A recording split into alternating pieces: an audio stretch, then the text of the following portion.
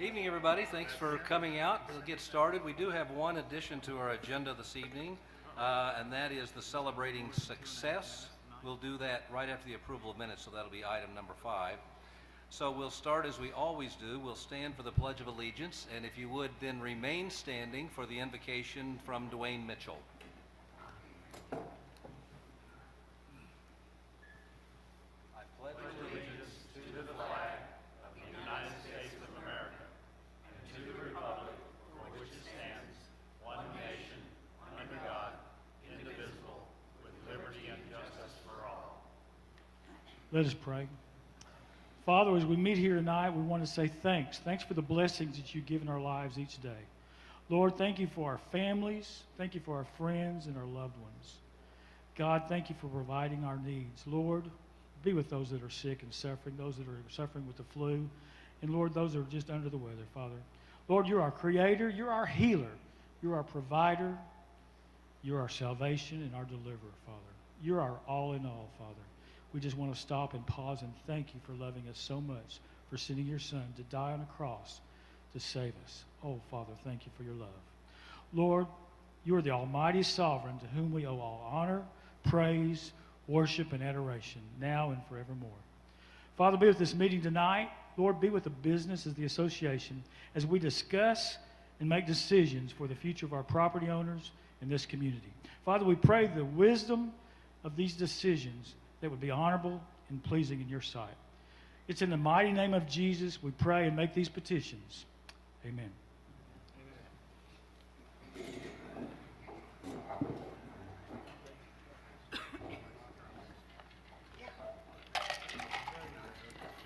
I'll entertain a motion to approve the December 14, 2017 work session minutes. So moved. Second. Any discussion? All in favor? Any opposed? I'll entertain a motion to approve the December 21st, 2017 Board of Directors regular session meeting minutes. So moved. Second. Any discussion? All in favor? Motion passes. We have a number of people to recognize today in our Celebrating Success. Cindy, if you could step forward. We have a total of 1 individual and 2 groups that we're going to be covering. Good evening. My name is Cindy Bassett. I'm the Director of HR for the POA. So if we could have the meter reader group come up from water. Charlie's already up here. If his team can come on up. First, I want Charlie to introduce his team to you. It's become very routine throughout the year for us to get phone calls from the property owners, thanking us for some of the services we've been able to provide to them. And, from our meter readers, notifying customers of possible leaks on their service or helping them with general water quality issues. It's always nice to, get the kind words from the property owners. The first person is James McDivitt. He's been with the department for about 7 years, and he's our meter technician, so he's head of the meter department. Second is Jeff Cargile. He has been with us for almost 2 years. He's a meter reader. And then also Jeff Kellogg. He's been with the department for about 20 years. And Ron Price, who's been with us for about 6 years. They were not able to make it tonight due to prior commitments.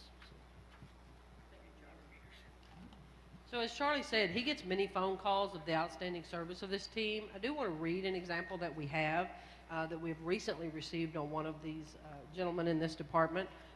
The letter was addressed to Mr. Judson this past Saturday, and this was just before Christmas. My daughter, granddaughters, and my wife were gathered in our kitchen. They were here in Bella Vista. I'm not going to release the address.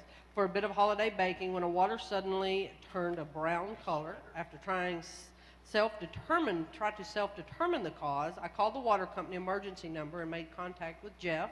And we don't know which Jeff that is.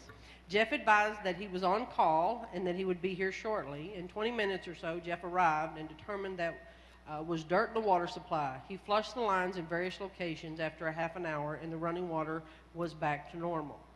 Now, to the important part of this story, the water company has a top quality employee in Jeff. He was personable, courteous, explained what was happening, and what he was doing to fix the problem. This young man could be a water company poster person for how customer service should be. In addition to commending Jeff, the person responsible for hiring Jeff should also be commended for the ability to pick the best. Many thanks for all that you do, and especially your team during storm fighting abilities. So this is really to everyone and how they treat our members. And we do receive a lot of feedback from our members on the outstanding service of this team. So thank you guys for your service. And we have given them we're having a department lunch for them that Tom will be attending. So they're going to be recognized during a company luncheon. Thank you guys.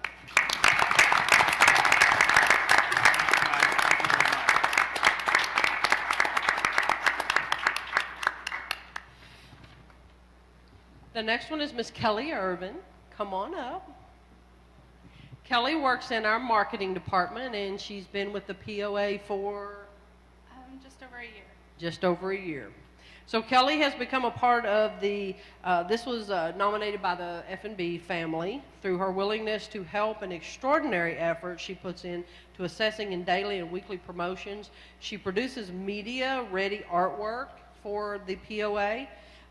She does a lot of the pretties, as they want to call them, for most of our organization, and she is also responsible for our new website. She's done an outstanding job on redoing that website, so that is all thanks to Kelly.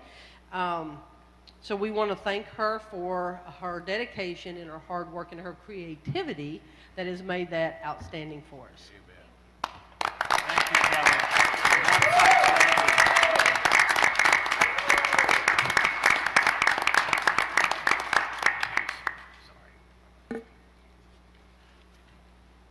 Next group is our largest here tonight, the Member Services Group. Come on up.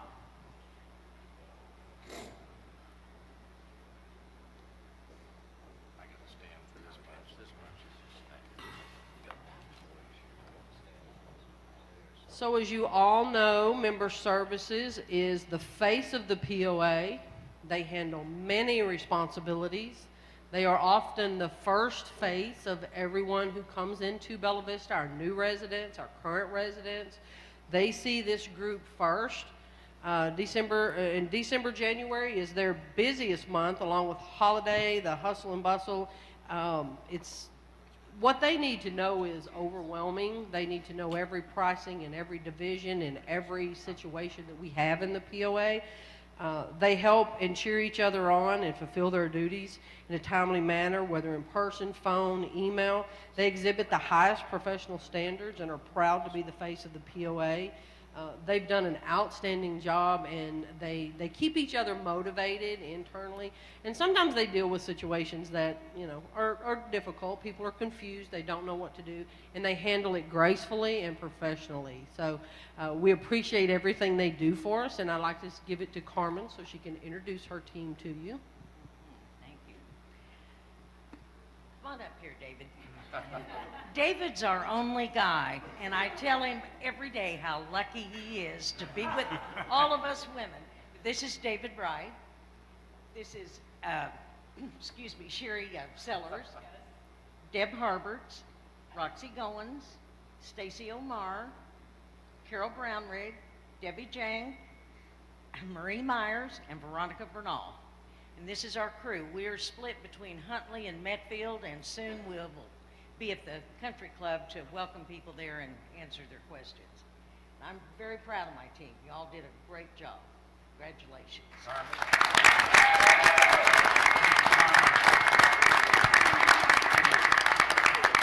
And they enjoyed a pizza party just prior to this meeting, so I hope they enjoyed that. They've had pizza, and they're probably ready to go.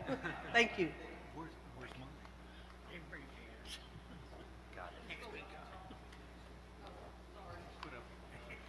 Next up, we'll have the chairman of the Elections Committee to reveal the names of the candidates that are running for the Board of Directors.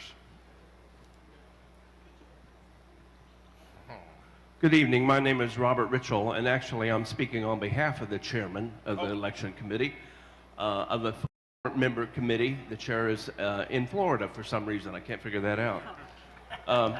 I have a list of 9 names in front of me who have been verified candidates for the 2018 Board of Directors. They are, in alphabetical order, Mike Abb, William Bill Barr, Jerry Barron Jr., William Rex Butler, Gerald Jerry Hover, Patrick Laurie, Mary Sinkus, Louis Lou Wallman, and David Welchel.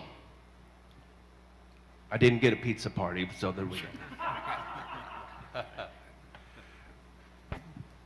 Thank you so much. I'd like to point out 2 things. First of all the names have been verified by our accounting department, so the 50 signatures that they all received were all confirmed. And second of all, at next month's board meeting, the elections committee will do the random drawing to determine the order in which the names will appear on the ballot. So that will occur next month. Next up is Dwayne. Dwayne, when you're all done, if you could put it on the stand. Good evening. We're going to look at just some spot financials because this is the preliminary numbers. We haven't finished closing the books, but want to give you an early snapshot of where we are. Go ahead. This is year-to-date, December, as I say, preliminary. Looking at the POA, total income $17,075,000 against budgeted $16,989, or better than budget of 86. You can see the other numbers compared up there. Cost of goods $697 against a budget of $730, 33 good, or 33 difference. Yes, good. Gross profit, you can see that number. An operating expense $16,514 against the budgeted $16,766, are also positive of 252. All these variances are positive, giving us an EBITDA, which is earnings before income taxes, depreciation, and allocations, of $371,000, which is very good, very strong. Next slide, please. This will be the water, the same period, preliminary December 2017. Total income $8,236,000 against the budget of $7,486,000, positive variance of $750,000. Cost of goods $2,235,000 against $2,094,000, a negative of $141,000, a little higher cost of water. Operating expenses $2,767,000 against a budget of $2,737,000, a negative of $30,000. Overall, EBITDA is $579,000 better than what we had budgeted. That concludes my report. Pending any questions, but again, these are preliminary numbers. Once the financials have been finalized, they will be posted to the website. We anticipate that will occur when? Do you anticipate? It'll be at least 2 weeks. Okay, so about approximately 2 weeks from now, they will be posted to the website, the finals for the year. And now, it'll still take a couple more months until they are audited. You're up on the response. Okay, response to previous open forum comments, there were none. But now, if there are any tonight, open forum, if anyone would like to address the board or have any comments or questions, feel free to come forward.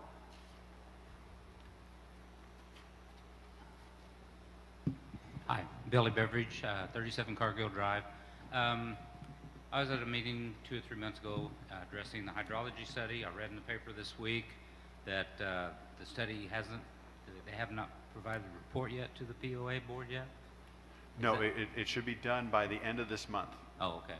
And then they'll furnish It that. took a little bit longer than we originally anticipated because they're doing more cross sections than originally anticipated. Right. Noticed that in the Vista paper. And then also that once you get the report that you want time for the board to review that, but when can I get a copy of that from the public for review? What we've agreed to do is that we're going to release it at least 48 hours before the first meeting, and the first meeting is on March 13th at 10 a.m. at Reardon Hall.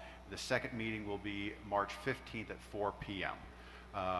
We're trying to balance between, once it gets released, the rumor mill will start and the misinterpretation of the information. So we don't want to release it too far in advance, but we also recognize that it's going to be a complicated document. Now, we're going to have an executive summary added to it and then the entire detail, but it's still going to be complicated. And so we're just trying to balance that. So we agreed that we're going to release it 48 hours in advance.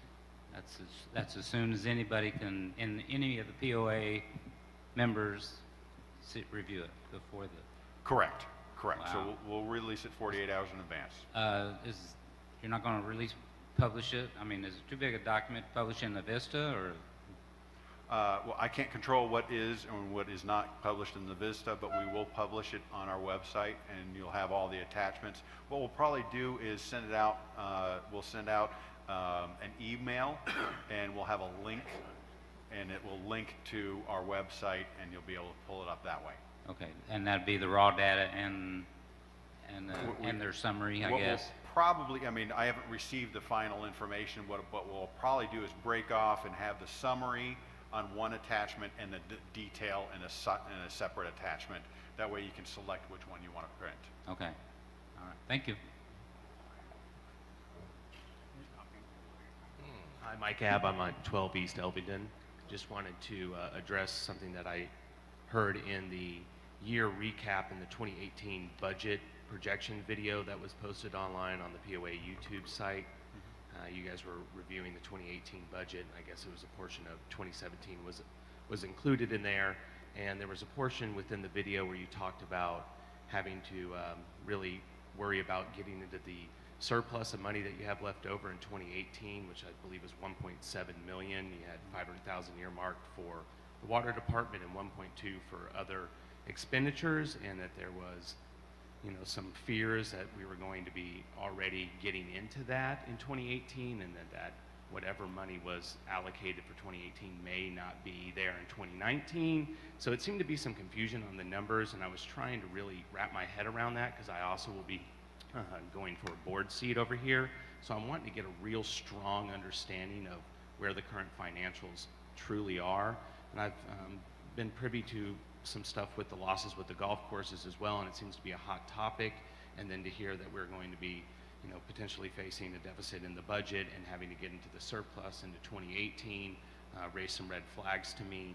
And after reviewing the YouTube video multiple times, I was pretty surprised to not see more information that was located there, as well as some of the golf membership was, or the golf directors weren't there to speak to it as well. And I feel like that's some stuff that fundamentally everybody needs to really, really get a hold of and grasp because of the extreme amount of cost that is. And I know it's a hot topic and it's probably not something you totally want to address, but some way that we can get a hold of that information that's digestible and not, you know, that was an okay breakdown, I guess, but something that people can really harness and understand, I would like to see, because I know I'm going to have to speak to that when representing the community for the POA board.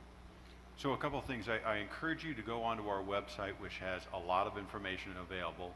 Second of all, I think you referenced that there wasn't a representative for the golf committee there, golf operations, and the one gentleman could not make it, but Daryl was there on everybody's behalf. I don't know if the camera panned and showed the entire group of directors that were there, but all 16 were represented. With regards to the comments that was made, so we have a large reserve, and over the last, you know, when I got here, the reserve was rather high, and as we've done improvements, we've done those improvements through the use of cash. Towards the end of 18, that cash reserve will be fairly low. Now, when I say that, we always have $1.2 million for the POA. That is our emergency reserve that we never touch. So when I say that our reserve is getting very low, that excludes the $1.2 million. But it will be getting fairly low, and decisions will have to be made in 19 as to if we want to continue to fund the improvement and the rejuvenation plan. So that's what I meant. And since you're running for the board, which I think it's fantastic that we have a field of 9, if any of the candidates want to sit down with me or Dwayne, our CFO, to go over the financials in detail, we can do so. You know, one thought I just had on, you get elected to the board, there's a lot of information that you get, big binder, and to review. All the information you're talking about, I think, is available on the website, all of the budgets and the balances. But I wonder if even before the election, you know who's in there, does it make sense to do something like you just said for all the people running for the board to review the economic situation with them and to better understand the income, the outflow, historically how it's worked, how the balance between you know, the sources of revenue between user fees and monthly assessments, how those are then allocated across all of the amenities that we enjoy, et cetera, et cetera. So somehow, I guess, in my few years on here, there's probably been more misunderstanding and misinformation about budget and financial things than almost anything else. And maybe something that just lays it out in pretty clear buckets for people, and so that you can understand it as you talk to people about and think about, you know, what positions you're running for, or what opinions you might have for the future. What we did recently, we did this for the first time last year, is we did a new board member orientation. So for the people that were recently elected to the board, we sat down, we went through the financials, the governing documents, and all the relative information, which is kind of similar. I mean, what you're talking about is a little bit more in depth, which is no problem. Also this year, towards the beginning of January, we had an orientation for candidates so that they can get a better understanding and ask questions, because we want to make sure everybody is informed. If they're going to run for the board, we want to make sure that they understand what they're getting themselves into. But a review of the financials with the candidates, I have no problem doing that. I think it's an important thing to do, because as a candidate, what you'll start to hear is people coming forward with all kinds of biases about this or that. I'm against golf, I'm for golf, I'm against tennis, whatever. And they'll try to then pull out different things and in misleading ways and say, well, look, this loses money or this loses money. Whereas the fact is, everything is paid for from two sources. The two sources are our monthly assessments and user fees. And nothing that we have is fully self-sustaining just by user fees. So the monthly assessments go to have all of the amenities that we all enjoy. So they supplement everything that, you know, I think it enhances our value and our lifestyle to have a tennis center. Even though I don't play tennis, I'm glad we have a great one, and I'm glad some of our assessment money goes to that. So the same with golf or pools or anything else. So it is important to actually understand the facts of that and be able to talk to people when they come forward with some things that may be very, very well meaning, but misconstrued or misleading. So I think it'll be helpful.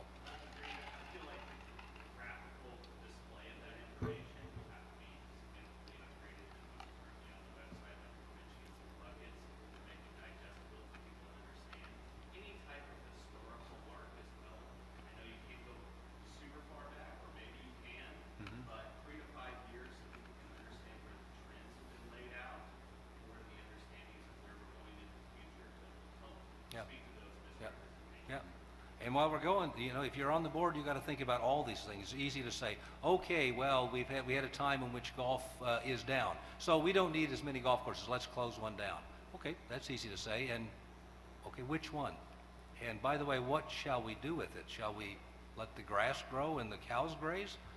Do you think what will that do to our home values? We serve the property owners. What will I do to our community? So in every situation, it's easy to, if you already have a bias towards something, you hear these things coming forward. If you're on the board, you've got to look and see what sources of revenue do we have? What do we try to support? Is it of a quality that's sustainable for the community? And how can we make all of that work to the benefit for everyone? And be ready to listen to the ones who say, I don't play tennis, so let's eliminate tennis. But I do swim, so I want more swimming pools.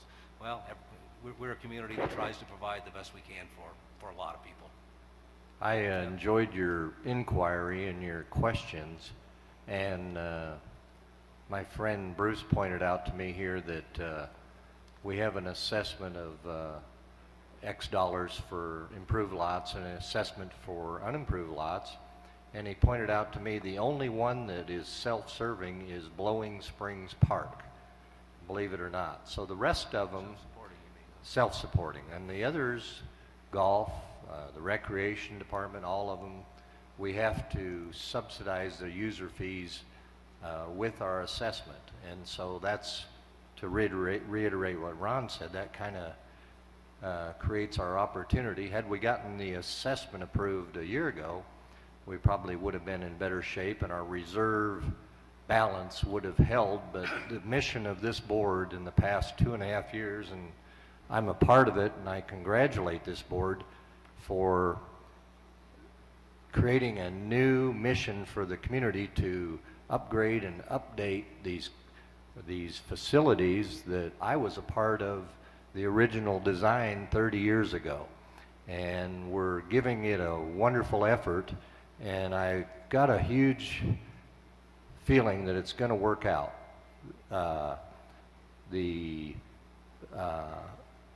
community is starting to grow again. 3 years ago we had 68 housing permits. This year we're 150 to 200. So it's starting to turn around again, and I applaud the mission and the revitalization that the board has done the past few years, and we still have some things to fix, in my opinion. All right, we won't spend too much time, but I'm going to make one more comment. I only have a few months left, so kick me off if I go too long. But just one more comment on this for as you come on the board and is thinking about all these things. It's a very big picture, even beyond immediate and acute financial issues. The question is, can the community survive and thrive going forward? This board, as we looked at it, and we realized that in the big picture, at least to me, if people are, as we all naturally age and die and move on, or we move on to other things, if we're not replaced, if people aren't constantly wanting to come to Bella Vista to replenish, to use our amenities and things, the community will die. I mean, as we know it, we won't be able to sustain, and you can go all around Arkansas or anywhere and see communities that have essentially died, that are not attractive anymore, don't attract people there, and you don't want to go there.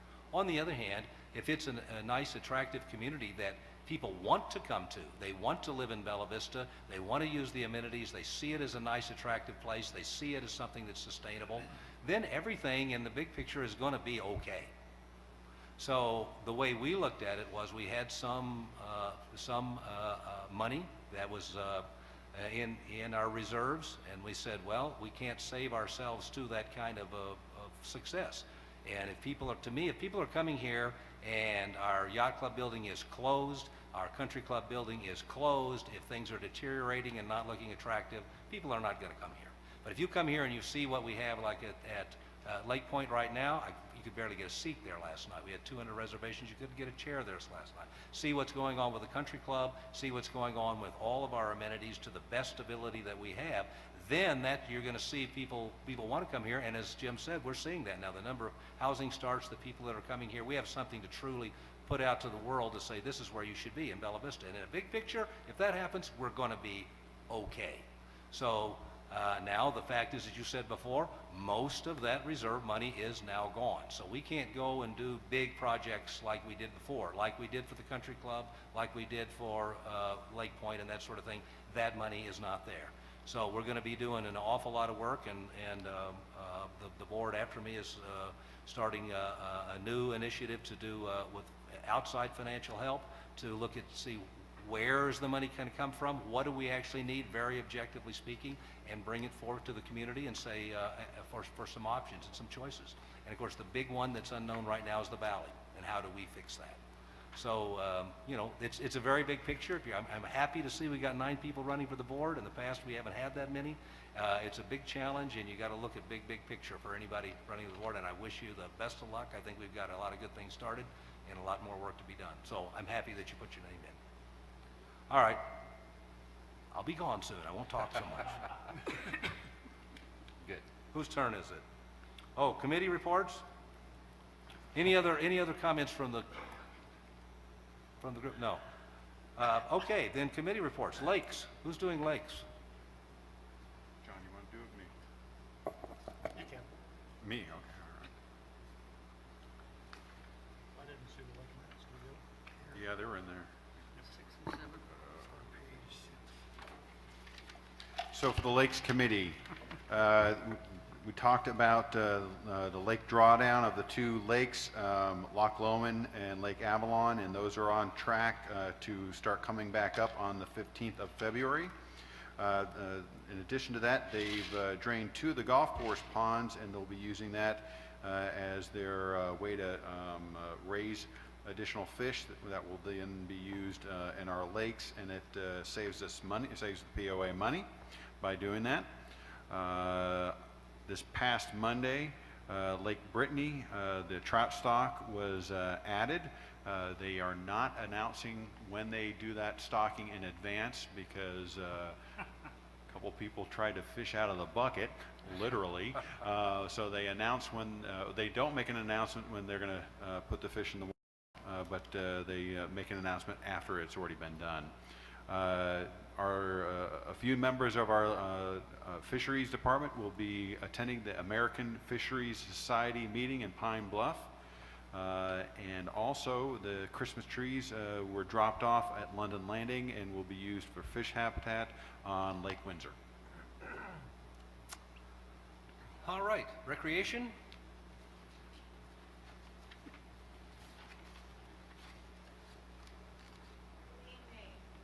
Sorry, I used up all the time for recreation, so we'd have to, not, just teasing. Isn't it good? Yeah. I did too. I had the $20 special. Oh, It was so good. bananas Foster for dessert. God, it was good. Okay, on to what I'm here for. So, the report from the Recreation Committee, Branchwood, the renovations are Is that on? set to begin. There we go. Yep. Sorry. Put my announcing voice on. So renovations will begin in February. The closing of Branchwood, as involved with those reservations, will happen sometime in late February, early March. It's reported that the estimated time that Branchwood will be closed is about 14 to 16 weeks. There'll be some orchestration primarily with the gun and range keys will then be moved to the Highlands Golf Club to be picked up, and some additional classes added where they can be added to accommodate folks that will be displaced during that time. Also at Branchwood, we're in the process of adding a disc golf course, which is really great because that is a very popular activity here in Northwest Arkansas. And we'll also be looking at adding mile markers to the walking path. So again, the gun range, we had a very successful beginning pistol user class not too long ago. We also in January had a concealed carry class, which was sold out. So those classes will be continued to be offered and promoted at the gun range to get more people involved. Let's see here. Next page, Reardon Hall. The next big event at Reardon is the Valentine's Day dance, so get your sweetheart ready. We're also adding a Tai Chi class to the roster, and there's been some promotional classes offered for people to come in and give it a try. So that's one other way that folks can come out and get some exercise. Tanyard Creek, the beach is coming along. Tanyard Creek and Lake Avalon. At Tanyard Creek, still continues, of course, to be busy on good days. The restrooms were closed for a period of time with the cold weather and frozen pipes, but I think that's been rectified and they're open again.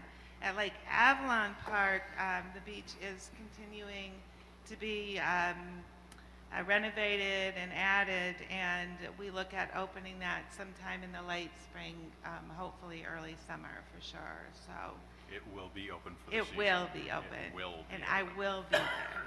So Metfield, things are good. Nothing really to mention there. So that's my report. Great, thanks. Thank you. We'll be seeing more of you. Judy. Golf, Bill? Bill Bard, Chairman of the Golf Committee. We met on January 10th at 8:30 in the morning. Go ahead, in speak into the Reardon. microphone, Bill. There you go. Dogwood bunkers update.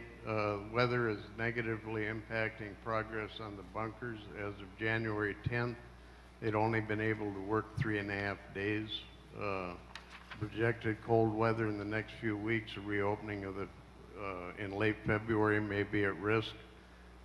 Under maintenance and golf operations, they're working together to shift maintenance schedules on good weather days to open some courses and enable more play. This is listed in today's play, or golfers can check the frost line. At Dogwood, the traffic flow of golf carts will change to the front parking lot. A new path will be poured to alleviate the tight turn in the current sidewalk. Rather, carts will be directed down the current path for Brittany number 1 around the handicap parking. This project will be completed in time for the reopening. At Highlands, this is interesting.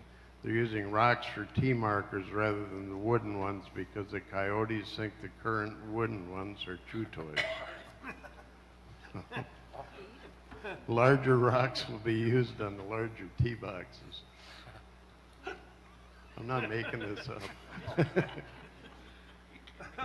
Maintenance has rented a root pruning machine for 3 weeks. This is to test to see if the equipment will work in a rocky soil. After 1 day, it was working well.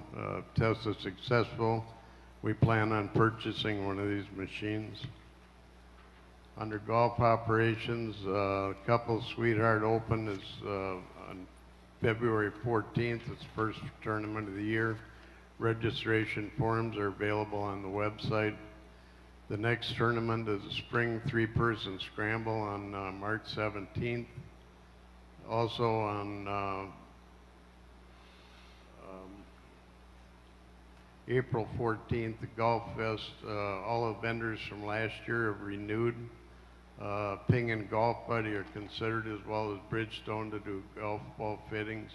I checked today, and Golf Buddy will be there. They have committed. And the Golf Fest will be supported with a full marketing program. Cart tags. To help the marshals and reduce sneaking on golf operations, we'll implement a cart tag system starting April 1st. When golfers or captains check in, each golfer will receive a band to hang on the cart. Bands are similar to wristbands and come in a variety of colors. They'll be changed daily. The bands will be attached around the post that goes from the cart to the roof of the cart. Under merchandising, Leslie Terry showed us a floor plan of the Country Club Pro Shop. Merchandising strategy includes apparel ranging from a price point of $35 shirt to higher end brands such as Under Armour, FootJoy, and so on. The shop will also have a full line of accessories, sunglasses, shoes, and so on.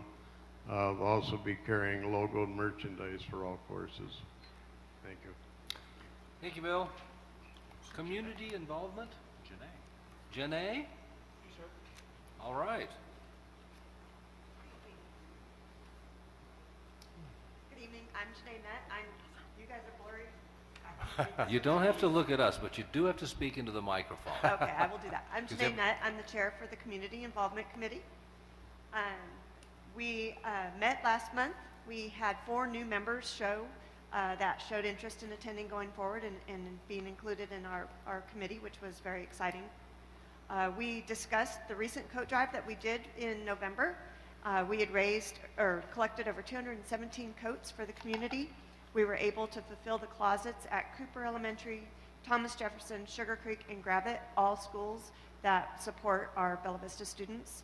We had an extensive amount of larger size coats that we're also discussing donating to the DEB project, which caters to the foster families within the community that helps raise funds for those families. We also discussed our goals for 2018 and how we would like to maybe look at what we as a community can do for any foster families that are here within Bella Vista. The discussion also led to maybe working with CASA to see if we can raise awareness for that organization and how it plays within Bella Vista's community. We talked about our future mission statement to make sure that we were representing the entire community and not just being isolated to one segment of the community. So going forward, we'll make sure any activities that we do, we're not isolating anybody out. We have scheduled for this next year's upcoming events. The 2018 Fireflies and Tailgates event will be held again in June. It was a great success last year, and we're hoping to add to that success for this year. And then we're also going to do the 2018 Coat Drive, and this year we're talking about adding a toy drive to that. Maybe work with the Fly Tires, who I believe have worked with the toy drive in the past, and see what we can do to have a success on both those fronts. We also discussed reviewing a Survey Monkey in the community to see some things that the community would like to see also brought back into activities and such. We're going to review an amenity report that was already done in 2013 and see if we can pick out a few things to keep it very select as to the types of questions that we're going to ask. We discussed looking into the future for 2019 of a major fundraiser for a winter event called the Snowball. There'll be more to come with that, but we're looking at a 2019 December timeframe, and the thoughts were that we would raise money for the courtesy van, and also I have down here Concordia Retirement Facility, but I don't recall exactly what that was, but I believe the courtesy van was a big part of that.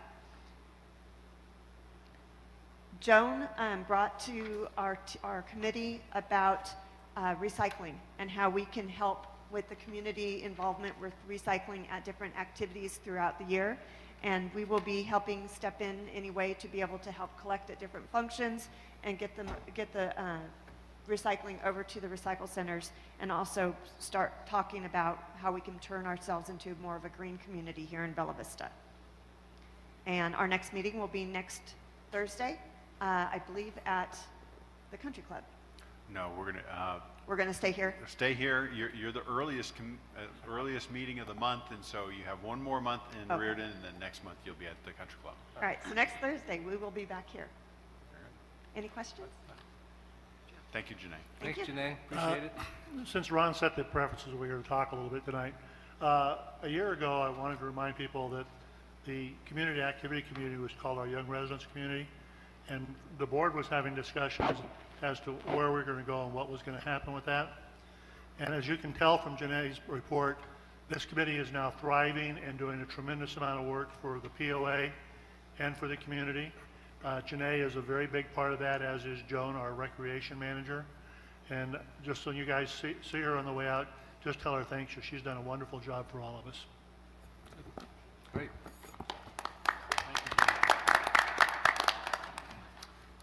Okay, old business, Doug? Are you doing? Okay. Yeah. Proposed changes to the bylaws. This is Article 4, Section 3C. This change has to do with the setting of precedents by the board. This would be the second and final reading.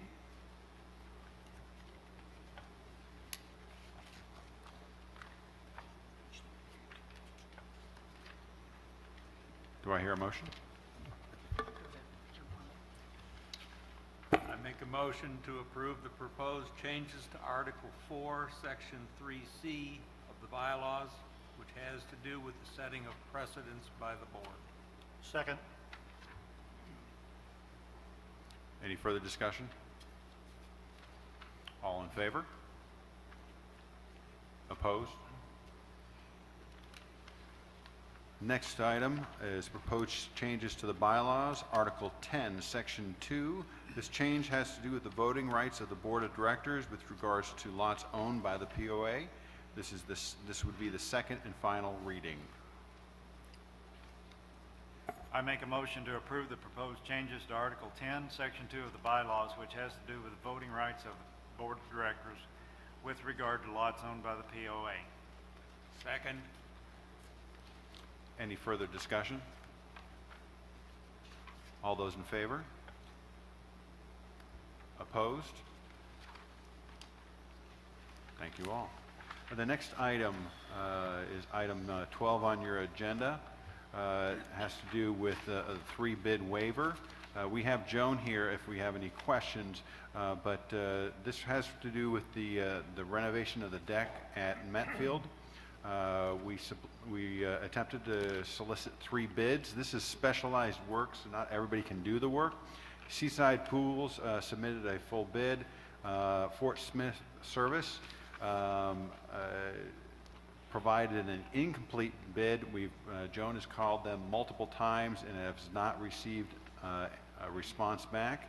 And then Rush Construction felt that this was beyond their scope and they did not feel comfortable with this. So we feel comfortable with the bid. It's for $176,546. I do want to point out that this is $6,296 more than the budget, and so Joan has stated that she will do everything she can to make up the difference in the capital project for the Metfield bathhouse renovation. This is at the same location, but we've split the project into two. So I would need a vote to approve a waiver for on the three bids. Just clarification, does that mean that we have only one bid? Effectively, we only have one bid.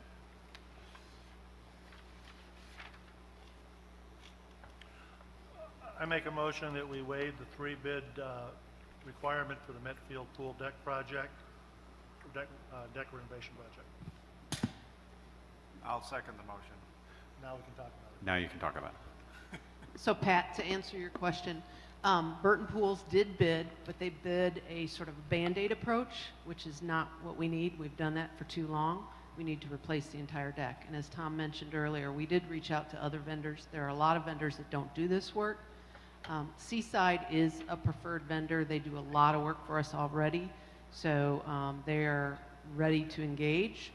And the other bid that Tom mentioned was Rush Concrete, and they do a lot of work for us at the POA. They're very good. But because once you rip up a pool deck, there's a lot of plumbing issues tied specifically to pool work that Rush does not have that competency in. So that's why they declined. And so, as you know, with contracting the way it is, with the other work that's being done, it's just hard to get other bidders. But there aren't that many that do this pool work in our area. And the other thing that Joan is concerned about is if we delay too much longer, we will not be able to open for the season. Okay, so am I to understand that we have experience working with this vendor in other settings and that their work performance has been fairly priced and satisfactorily performed? We do have ongoing experience with them. They are very good. They continue to beat other bids in everything from resurfacing pools, and you know, they do respond to us. Okay. And I've had experience with Seaside for 30, 40 years personally. And my question of you is, will this also include the fencing replacement? We are replacing the fence. That is not in their bid. We are doing it with a separate fence company. But yes, the whole Okay. project will be sort of nuts to bolts, Okay. if you will. And the actual pool underwater will remain the same, or is it getting replaced? No, we're doing the coping, which is the surrounding around the pool. Okay. For the main pool, we are resurfacing the baby pool or the kids pool. That's a separate bid because that's under M&R. But we're doing pretty major work over there. But we're not resurfacing the main pool. We're not due for that at this time. Okay. Is it gunite or is it No, it is not. fiberglass? It's concrete. Concrete. Plastered. Okay. Any further discussion? All those in favor? Any opposed? Okay, moving on. Next has to do with the creation of the 5-year financial planning task force. I'm just going to take a moment. I want to read the objectives of this task force. First is to assess the current financial state of the POA. Second is to anticipate the major capital projects, infrastructure needs, and operating obligations of the POA over a 5-year period. Third, forecast the financial state of the POA during and at the end of the 5-year period, taking into account the major capital projects, infrastructure needs, and operating obligations. Fourth, analyze all existing and possible new sources of revenue, expense savings, and external funding. If it is forecasted that there will be a shortfall, A possible revenue source may include, but is not limited to, an increase in the assessment for property owners. Fifth, finalize recommendations back to the board of directors by June 30th. This task force would be made up of the following individuals: John Nuttall, Vice Chair, Bruce Portello, Board Member, Tom Judson, COO, Dwayne Mitchell, CFO, Bob Brooks would be the at-large member of the committee of the task force. He's also the former chairperson of the board of directors. Mark Lundy, who works for BKD. Mark will serve as an advisor to the task force. He will not be. This will not be a voting position. And finally, Leah Bush, who is the assistant to the COO and the corporate secretary. Mrs. Bush will serve as a secretary for the task force, and it will be a non-voting position. I make a motion to create a five-year financial planning task force, and for members of the task force to be as follows: John Nuttall, Bruce Portello, Tom Judson, Dwayne Mitchell, Bob Brooks, Mark Lundy, advisory position, and Leah Bush as secretary. Recommendations from this task force will be brought back to the board by June 30th. Second. Any further discussion? All those. If I could, it's assumed that every time we form a task force, it's an unpaid position. So I would assume that, once again, this task force will be, other than those persons who are full-time staff of the POA, would be unpaid. Correct. Okay. Well, let me preface that. Mark Lundy works for BKD. BKD is our accounting firm, and we compensate them. So I want to be clear on that. So I would rather phrase it in this way: John Nuttall, Bruce Portello, and Bob Brooks will not be compensated for serving on this task force. Tom Judson, Dwayne Mitchell, and Leah Bush are employees of the POA. Right. Mark Lundy works for BKD, who is the audit firm that works for the POA. Okay. And the other thing is, will their first task, or one of their first tasks, be defining what their work product is going to be? Yeah, yes, the first meeting will be an organizational meeting. They'll elect a chairperson of the task force and take these objectives and then add more clarity and more detail to those objectives. But these are the overall objectives. We don't necessarily want to micromanage how they're going to get the job done. No, but I would be concerned about having an understanding going in what their work product is going to be, so that it could be as loose as a verbal report to the board of directors, or as formal as a financial plan for 5 years. I think. And so I'd be concerned about having something specified so that they know what it is so that this committee knows what it is that we expect from them in terms of work product. I was thinking that the objective here is a framework of what they're supposed to be doing. I think that's explained. I don't know exactly what you're looking for, but the objective that I stated here specify exactly what they are going to bring to the table. So it covers everything that we need to know about what is going on within the POA. So it's for them to elaborate on that. That's why they set up this committee, so that they would dig into each of these areas to come up with an idea. I don't know if that answers your question, but I think that's the framework of what they're supposed to be doing. Yeah, I agree that the framework 1 through 5 is fairly spelled out, Pat, unless you're looking for something slightly different. Which they will add if you want it to be added. Well, let's look at it big picture from our previous discussion as well. We have moved forward as we have with some substantial investments to enhance the community, and those are looking quite good and I think are working well. I think most can see as we go forward. The question is, what is the best way to go forward now? What this forces us to do, or the future board to do, is to take a group that is comprised of some members that are already on board and management, as well as an outside independent, no dog in the fight person who does our auditing and is very objective, to ask these kinds of questions. And perhaps part of the work product will be what you asked for earlier, to be a little clearer layout of just what this says. What is the current financial state of the POA? Anticipate the major capital projects, so it's got to be clear. If we want to do a major renovation of Reardon, then forecast the financial state and how are we going to do that? Analyze all the existing and all the possible new sources of revenue. How are we going to possibly do that? And formalize recommendations back to the board. So it just puts even more effort on that to say we've sort of done the easier part going forward, to say we had X amount of money and we spent it to get us back to at least in reasonably good shape.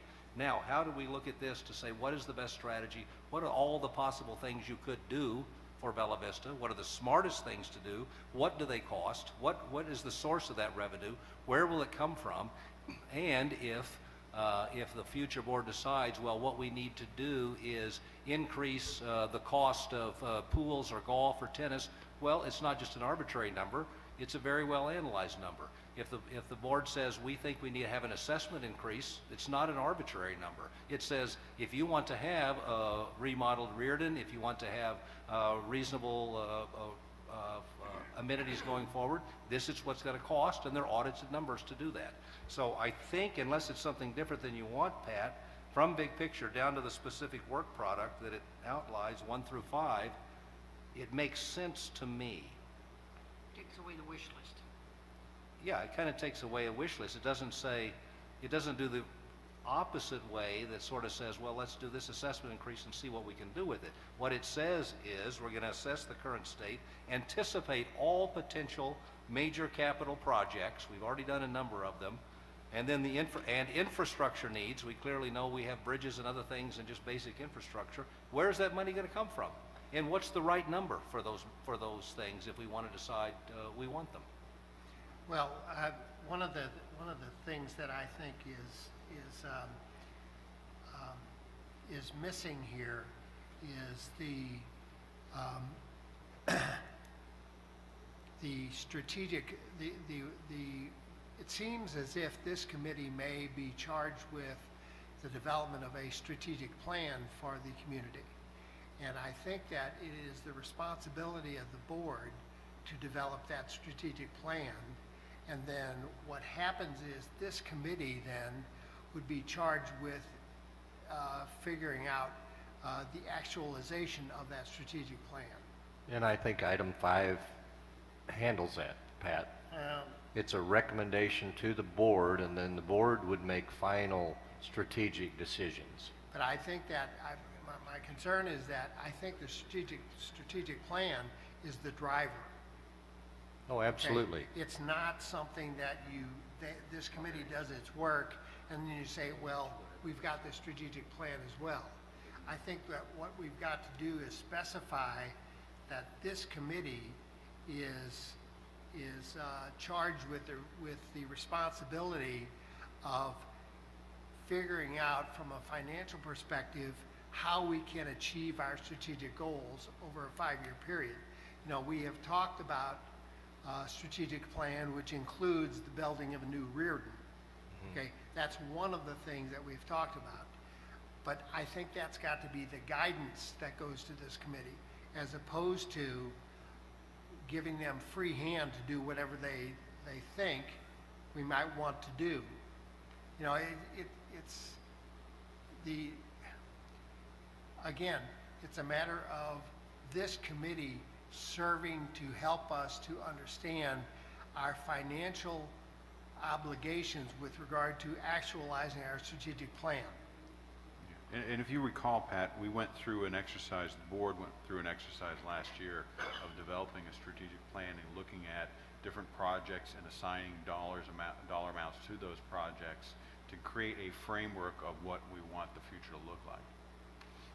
And that should give direction to this. Absolutely. The task force has no decision-making capacity. It doesn't take away anything that the board's responsibility is. They can only, as it says, make recommendations back to the board of directors. But those recommendations, coming back to the board of directors, can be made without consideration of what the strategic plan is. No, Okay, and that's all I'm trying to say is that. I would absolutely, I mean, we're going to be providing this committee for this task force with a lot of information, one of which will be the strategic plan that was developed by the board last year. Yeah, and Pat, to add to that, I agree with you. Maybe they will call on all of the department heads as resource input for their operational needs, their capital requests for the 5 years, and then they'll assimilate all of that into a proposed strategic plan that then the board would look at and finally approve. But they will be calling on all of the staff department heads for this input as well. I think their comments to be heeded. You're exactly right, but if you look at the makeup of this, which is the general manager, 3 board members, a previous chair of the board, and then an outside person. It's hard to imagine, since this is a subset of the board and a few others, it's hard to imagine 2 groups going in vastly different directions. Right? Perhaps. Okay. Okay, I don't want to make a big deal out of it, but it seems to me that one of the things that we talked about as a board is the guidance that a strategic plan can give to us all in terms of directions in which we will go. And to put that, I love the idea of having a committee, a task force like this to help us actualize that. But I want to make sure that this board, this committee, is driven by helping actualize the strategic plan instead of saying, well, we could do this and we could do this and we could do this and we could do this. And of course, the ultimate say in a lot of that are the people we serve, the property owners. So, I mean, it might be easier for us to say, well, here's our strategic plan. We want to completely do Reardon, and we want to do this and this and this, and the only way to pay for that is an assessment increase of this amount. And you go to the property owners and they say, no thanks. So that strategic plan becomes pretty useless. So it's the question is going to be more of what are, to me, as it says on there, what are all of the sort of universe of possibilities of major investments or renovations of capital projects, and then really what would those cost and where are the potential sources of revenue for those?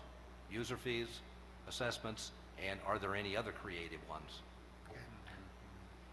Pat, maybe I can sense your thoughts on this because it parallels with the task force for the Valley study. But the task force for the Valley study was different.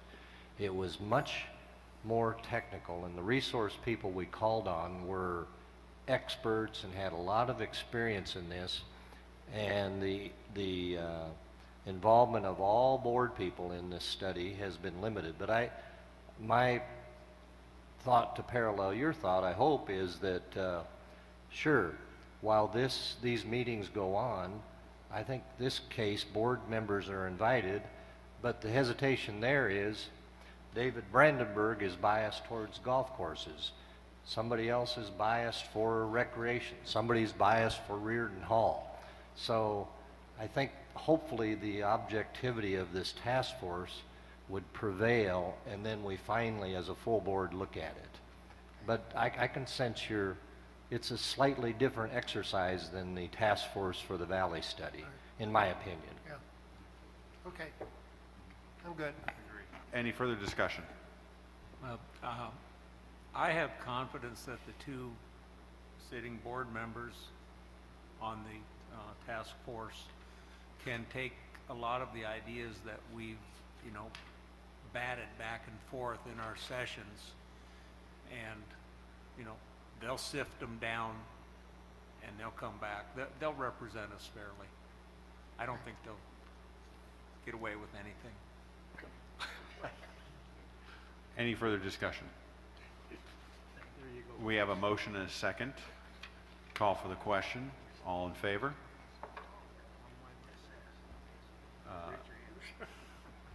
Any opposed?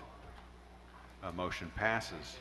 I want to remind the community that the H&H study, the Valley Flood Study, the meeting will be held on March 13th, 10 a.m. at Reardon Hall, and March 15th, 4 p.m. at Reardon Hall, and those studies will be released 48 hours in advance.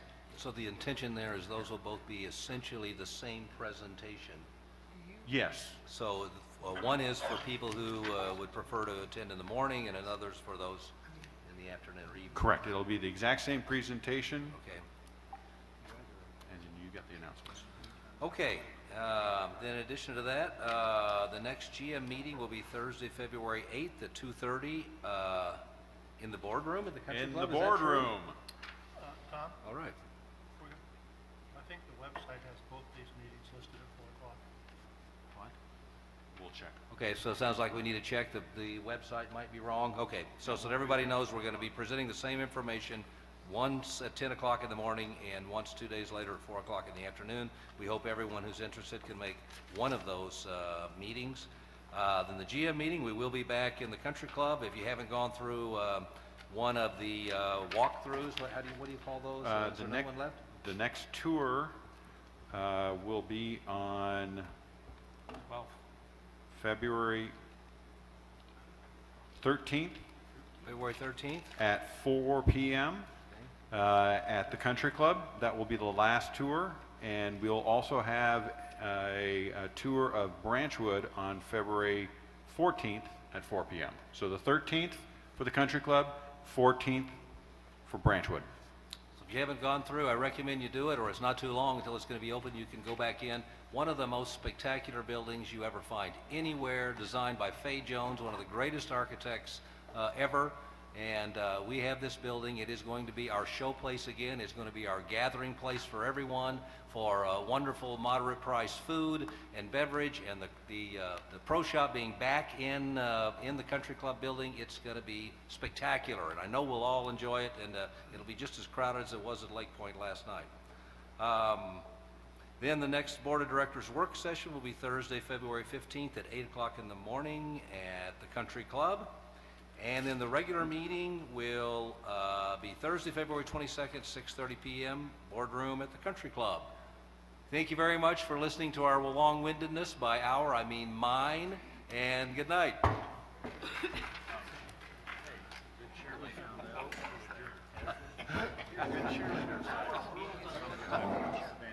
Randy.